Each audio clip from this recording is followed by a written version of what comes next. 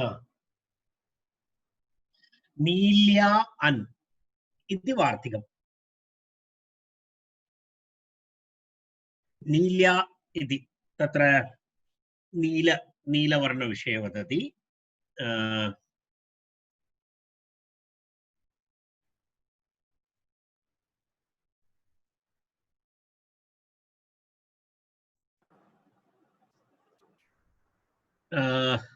नील्या अन् इति तत्र किमस्ति? शाकलिकः नील्या वक्तव्य इति शेषः इति वार्तिकस्य शेषार्थं वदति। नील्या अन् इति वक्तव्यम् इति। नील्या अन् इति वक्तव्यम् इति वार्तिकं। नील्या नील्या इत्युक्ते नीलवर्णेन इति। नील इति तत्र किमस्ति? नील इति व्यञ्जनद्रव्यविशेषः।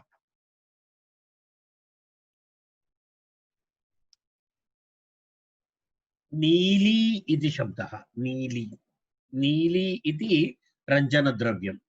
नीली इति रञ्जनद्रव्यं। नीली शब्दात् रक्तम् इत्यर्थे, नीली शब्दात् तेन रक्तम् इत्यर्थे किं भवति? अन् इति प्रत्ययः भवति। अन् प्रत्ययः भवति। अन् प्रत्ययः भवति। तर्हि नीली अ नकारस्य लोपः। नीली अ नीली अ नकारस्य लोपः। अत्र नित्य नित्य कित् किमपि नास्ति इति कृत्वा आदिवृद्धिविषयः नास्ति। तर्हि नीली इति भवति, तस्य अ इति भवति, अनन्तरं अण् प्रत्ययः अकारः, तत्र यस्य इति च इति सूत्रेण ईकारलोपः। यस्य इति च इति सूत्रेण ईकारलोपः। नील अ नील, नील अ नील। सुप्रत्यये विसर्ग सुप्रत्यये अमादेशे पूर्वरूपे नीलम् इति भवति। नीलम्। नीली ओषधिविशेषः इति अस्ति। नीली ओषधिविशेषः इति कुत्र? मनोरमायां पश्यतु। नीली नीली इति काचित् औषधविशेषः। तर्हि तस्य तेन कस्य वर्णेन युक्तं भवति? नील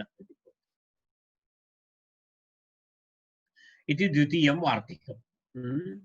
तृतीयं वार्तिकमस्ति पीतात् कन्। पीतात् कन् कन् प्रत्ययः विधीयते। अणः अपवादः।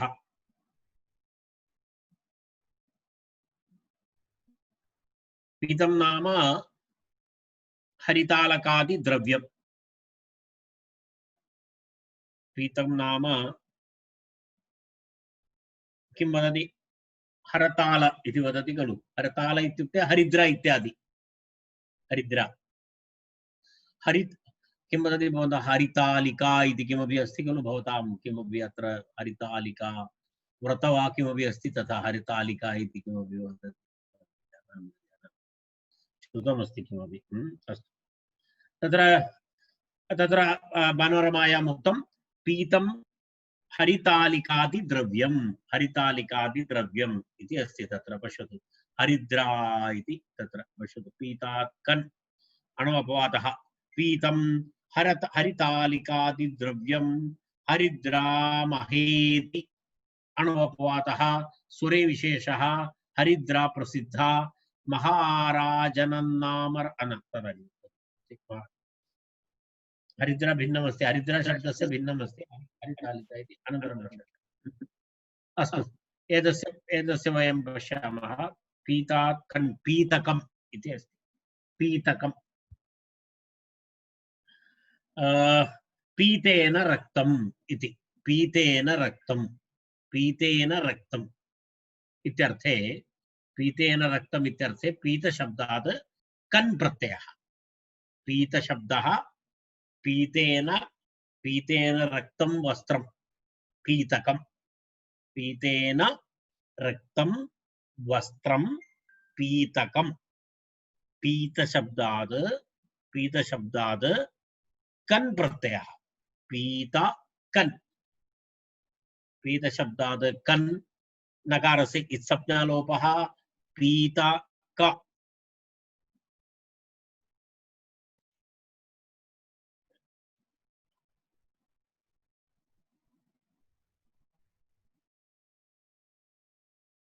तर्हि पीतकम् इति रूपं भवति।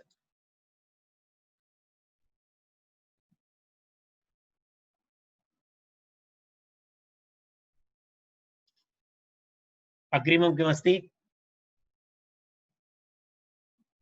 हरिद्रा महारजनाभ्याम् अन्य हरिद्रा महारजनाभ्याम् अन्य अणु अपवादः। महारजनं नाम रागद्रव्य विशेषः। महारजनं नाम रागद्रव्य विशेषः। कश्चन वर्ण वर्ण वर्ण वर्ण वर्ण विषयः राग रागद्रव्य वर्णद्रव्यमस्ति महारजनम् इति। हरिद्रा इति हरिद्रा। तर्हि तत्र एवमस्ति एतयोः द्वयोः एताभ्यां शब्दाभ्यां कः प्रत्ययः भवति? तेन रक्तम् इत्यर्थे अन्य प्रत्ययः भवति इत्यर्थः। अन्य प्रत्ययः भवति। तर्हि किं रूपमस्ति? हारिद्रं। यदा हारिद्रं हरितया रक्तं वस्त्रं, हरिद्रया रक्तं वस्त्रं है ना, हरिद्रया अथवा वदति महारजनेन इति उभयमपि अस्ति। हरिद्रा इति शब्दः, हरिद्रा शब्दात् अन्य प्रत्ययः, हरिद्रा अन्य ञकारस्य संज्ञालोपः, हरिद्रा आ यस्येति च इति आकारलोपः, हरिद्र आ आदिवृद्धि, हारिद्र आ हारिद्र सुप्रत्यय अमादेश पूर्वरूपे हारिद्रम् इति रूपं भवति। हारिद्रम्। एवमेवम् अग्रिमं रूपमस्ति माहारजनम् इति अग्रिमम् उदाहरणम्। माहारजनम् महारजनेन तस्य वर्णः अस्ति कुसुमवर्णः इति उच्यते। कुसुमवर्णः महारजनम्।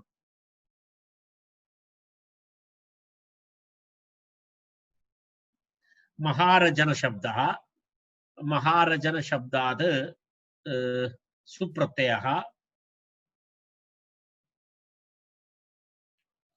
महारजन शब्दः, महारजन शब्दात् सुप्रत्ययः,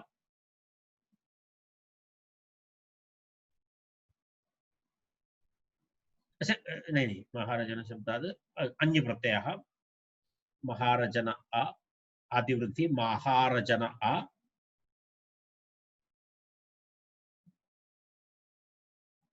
महारजन आ अनन्तरं प्रक्रिया यथापूर्वं प्रक्रिया। अस्तु इति रक्ताधिकारः। अत्र रक्ताधिकारविषयः अत्र समाप्तः भवति। रक्ताधिकारः एतावत्पर्यन्तम् अस्ति। अग्रिमं सूत्रमस्ति नक्षत्रेण युक्तः कालः इति अग्रिमं सूत्रम्। किमस्ति? नक्षत्रेण युक्तः कालः इति। नक्षत्रेण युक्तः कालः।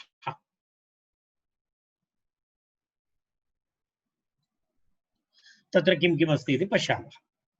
नक्षत्रेण युक्तः कालः इति पूर्वसूत्रात् तेन इति अनुवर्तते। तद्धिताः ज्ञाप्रातिपदिकात् प्रत्ययः परश्च एतेषां सर्वेषां तत्र अनुवृत्ति अस्ति। एतेषां सर्वेषाम् अनुवृत्ति भवति। नक्षत्रेण युक्तः कालः अण्प्रत्ययः विधीयते। नक्षत्रविशेषवाची तत्र किमस्ति पश्यतु। अस्मिन् अर्थे प्रथमोच्चारितात् नक्षत्रवाचकात् शब्दात् प्राग्दिव्यतीयाः प्रत्ययाः यथा यथं स्युः इत्यर्थः। अस्मिन् अर्थे कस्मिन् अर्थे? एतद् बहुत्र चलति, अग्रे चलति। एतद् अधिकारः अग्रे चलति अर्थात् इतोपि अग्रे सूत्राणि सन्ति एतस्मिन् विषये अस्मिन् अर्थे कस्मिन् अर्थे नक्षत्रेण युक्तः कालः सर्वस्यापि कालस्य केनचित् नक्षत्रेण सह योगः अस्ति प्रतिदिनम् एकं नक्षत्रं भवति यदा वयं वदामः जन्म नक्षत्रम् इत्यादिकं वदामः खलु तर्हि षष्टिकलात्मकः दिवसः 24 घण्टात्मकः षष्टिदण्डात्मकः इति षष्टिदण्डः इति पुरातनकाले एवं तस्य कल्पना षष्टिदण्डः पूर्णम् 360 डिग्री एकदिनं तर्हि षष्टिदण्डः भवति वयं तस्य किं वदामः इदानीं 24 घण्टा इति अस्माकं कल्पना आधुनिककल्पना 24 घण्टा इति पुरातनकल्पना इति षष्टिदण्डः इति एकदिनं नाम षष्टिदण्डः 60 षष्टिदण्डात्मककालं नाम एकं दिनं तस्य 30 इति दिनं भवति 30 इति रात्रं भवति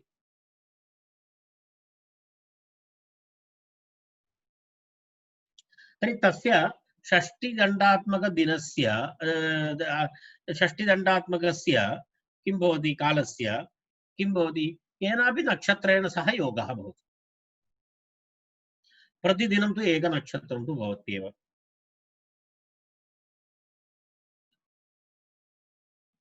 प्रतिदिनं भवति तत् 27 नक्षत्राणि तर्हि एकैकस्य नक्षत्रस्य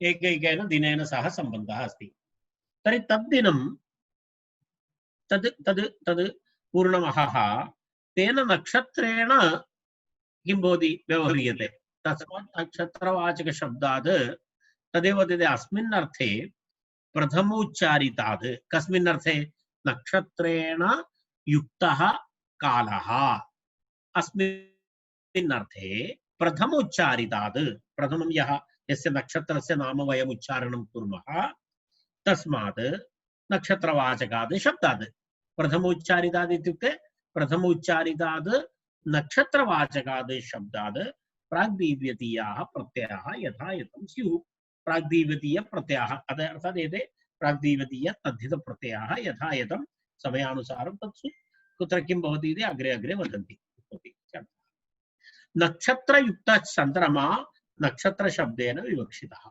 नक्षत्रयुक्तः चन्द्रमा चन्द्रस्य नक्षत्राणां तु चन्द्रेण सह सम्बन्धः अस्ति कारणं चन्द्रः केन नक्षत्रेण युक्तः इति आधारेण तद् वदति नक्षत्रयुक्तः इति कारणं तारापति अस्ति चन्द्रः तारापति अस्ति चन्द्रः चन्द्रेण सह सर्वेषां नक्षत्राणां सम्बन्धः तर्हि ताराणां पतिः चन्द्रः इति वदति खलु ताराः चन्द्रस्य पत्न्यः ताराणां पतिः अस्ति चन्द्रः उडुपति इत्यादि उडु इति नक्षत्रम् इत्यर्थः सो तावदेव तदा वयं पश्यामः एवम् एकैक नक्षत्रवाचकशब्दात् एवं तस्य दिनम् इत्यर्थे तदा प्रयोगः भवति अस्तु तर्हि तत्र प्रथममस्ति पुष्येण युक्तम् इति पुष्यनक्षत्रं पुष्य इति नक्षत्रनामः पुष्यनक्षत्रं पुष्येण युक्तम् इत्युक्ते पुष्ययुक्तचन्द्रमसा युक्तम् इत्यर्थः पश्यतु पश्यतु पुष्ययुक्तचन्द्रमसा युक्तम् अहः अर्थात् चन्द्रमा चन्द्रः केन युक्तः पुष्येण तादृश पुष्ययुक्तचन्द्रमसा युक्तम् अहः पुष्यनक्षत्रेण युक्तः चन्द्रः तेन चन्द्रमसा युक्तम् अहः इति अस्ति तर्हि तत्र पश्यतु तत्र किमस्ति पुष्य अहः इति अस्ति पुष्येण युक्तम् अहः दिनं तत्र किं भवति पुष्य इति शब्दः प्रातिपदिकं पुष्य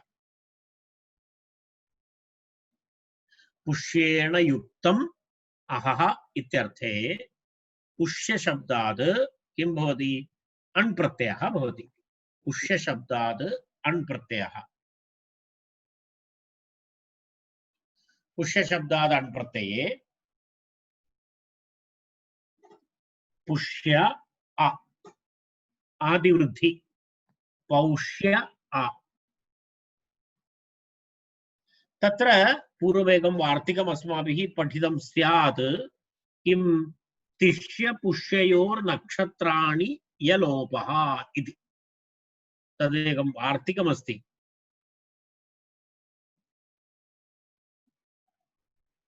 यलोपो वाच्यमिति तिष्य पुष्ययोर्नक्षत्र पठितं वा न वा आगतं वा न वा कुत्रचित् इति मन्ये समासप्रकरणे वा कुत्रापि वार्तिकम् आगतमस्ति सत्यं न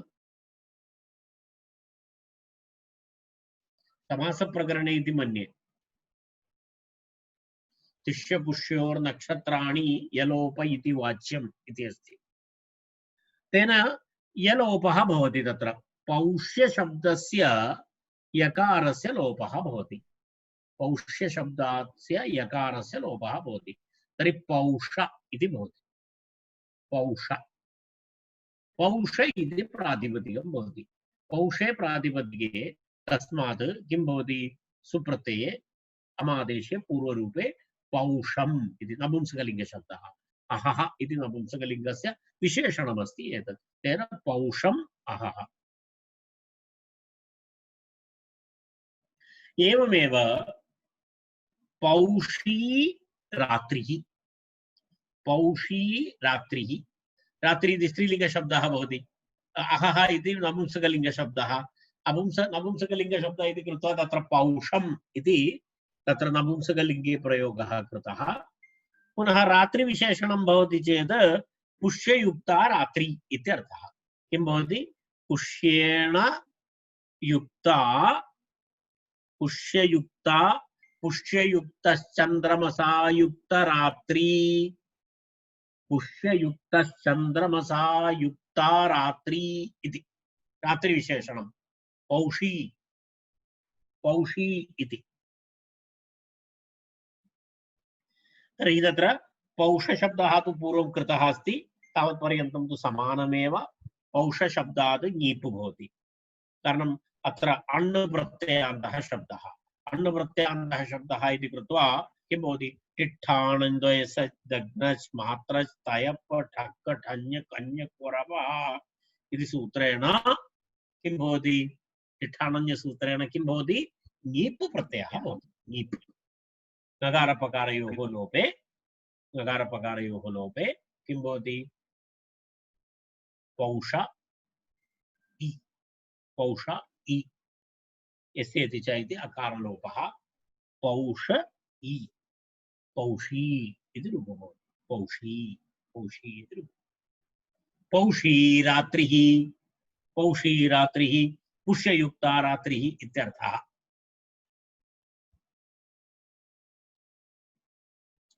यत्र कालस्य विशेषव्यवहारः नास्ति तत्र तु एतस्य प्रत्ययस्य लुप् लोपः भवति इति अस्ति अत्र पश्यतु पौषम् अहः तत्र कालस्य अवान्तरभेदः सूचितः अहः इति दिनम् इति सूचितमस्ति वयं वदामः अद्य इति अद्य इत्युक्ते तत्र अद्य दिनम् इति सूचनापि नास्ति रात्रि इति सूचनापि नास्ति अद्य इत्युक्ते सामान्यविवरणं टुडे तत्र कालस्य अवान्तरभेदः सूचितः नास्ति यत्र कालस्य षष्टिदण्डात्मकस्य कालस्य अवान्तरविशेषः न सूच्यते तत्र तस्मात् यद् यः तद्धितप्रत्ययः विहितः भवति तस्य किं भवति लुप् लोपः भवति तर्हि